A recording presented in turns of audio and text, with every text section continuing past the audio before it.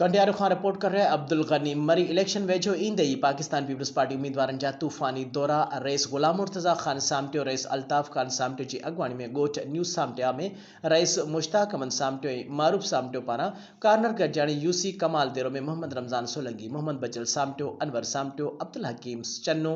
गोलन मल्ला हाजन कलोड़ो निसामुद्दीन सामटियो मिस्री सामटियो हाकिम सोलंकी माही जा भाण में कार्नर गजानी रईस गुलाम मुर्तज़ा खान सामटियो की अगवानी में पीपल्स पार्टी उम्मीदवार PS